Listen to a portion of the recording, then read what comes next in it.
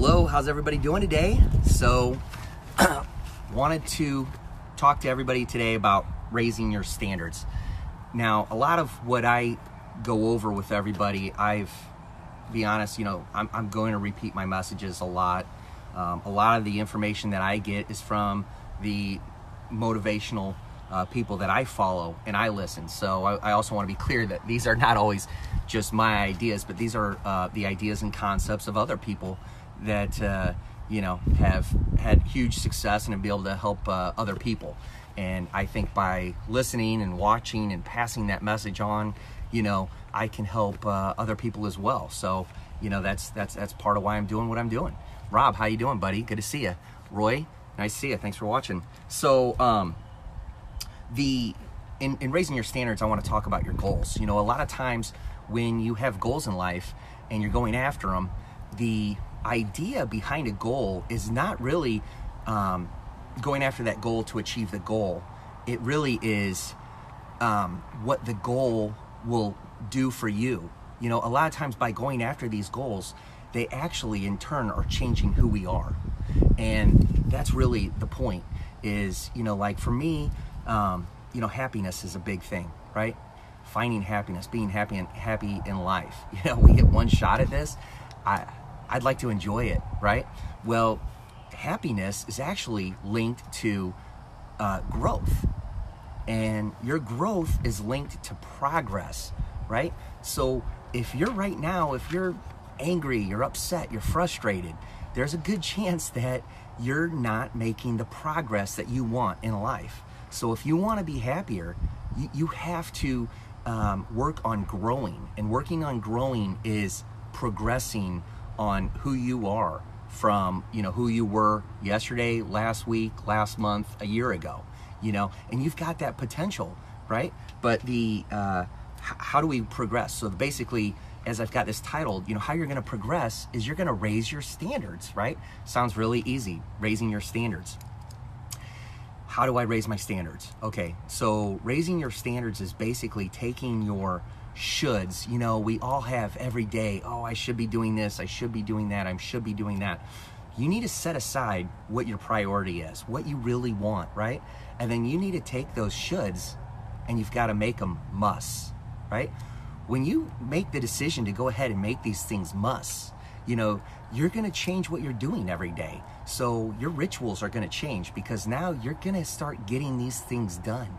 And when you change these rituals and you're getting these things done, then, you're going to find, again, success, all of these things that you're trying to accomplish, it's really on these little small remedial things that you do every day. But you've got to do them. And so the first step is starting, right? So you start that ritual and then you do it every day and you don't stop, you don't quit. And that's what's going to get you there. So it's like, I don't know if you've heard the saying, it's kind of horrible, but, if you take a frog and you throw it into boiling water, right? The frog's going to jump out. It's not going to happen, right? But if you put that frog into warm water and you slowly turn it up, right? You got a boiled frog, okay?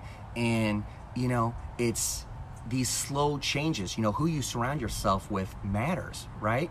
But these slow changes can take place for the good and for the bad. So you really have to pay attention of, what you're surrounding yourself with. So, my example is golf, right? If there's anybody out there that's a big golfer, you'll probably be able to relate right away to this as far as when you go golfing and you're playing golf with someone who maybe has never golfed before or only golfed a handful of times, how does your game end up being that day versus you go out and you golf again with someone who is, almost a near scratch golfer, just an awesome golfer. How does your game end up being? I've played the best golf in my life because at times when I was golfing with really great golfers, I'm sitting there, I'm watching what they're doing. They're out there, they're crushing it, they're hitting the ball good. It affects what I do and I start playing better. So, if you want to be successful at something, surround yourself with people that are successful at that, and that will help. The other thing as well that basically limits us is our beliefs. So when you change your standards, one of the hardest things that I think a lot of people have is, you have to change these limiting beliefs that you have of yourself. And, that's not an easy thing to change. That's what, you can go ahead and you can put all the action, all the you want behind accomplishing these goals. But if you don't, at the end of the day, you're not believing that you can actually do that, you're not going to get there, right? You've got to believe that you can do it. So what Tony Robbins does is he has people walk across these, extremely hot coals, and he will immediately work with them and convince them, hey, he gets them to change themselves by getting their confidence up, getting their self-esteem up, getting them to, you can emotionally change who you are, just, shaking your hands and yelling, I can do this, I got this, So there's a lot of different ways to achieve it, but the number one thing is you have got to believe that you have this unlimited potential. And when you do that and you raise your standards and you change what you believe, then you can achieve it. Again, Tony Robbins got the opportunity to interview Michael Jordan. He said, Michael Jordan, how is it that you have achieved all this amazing, these amazing things in life, in your career? And, one of the things he starts talking to Tony about is back in high school, Michael Jordan didn't even make the sophomore high school basketball team, right? He didn't even make the high school basketball team his sophomore year. And that was a big check to Michael Jordan. And so what it did in response is he put more work behind his game. He started working harder. He was determined. He had the drive, the heart, but he was putting the time in, the discipline every day, getting up extremely early, working harder than the guy next to him, right? To be the best that he could, right? And that was a huge impact that helped him achieve what he was going after.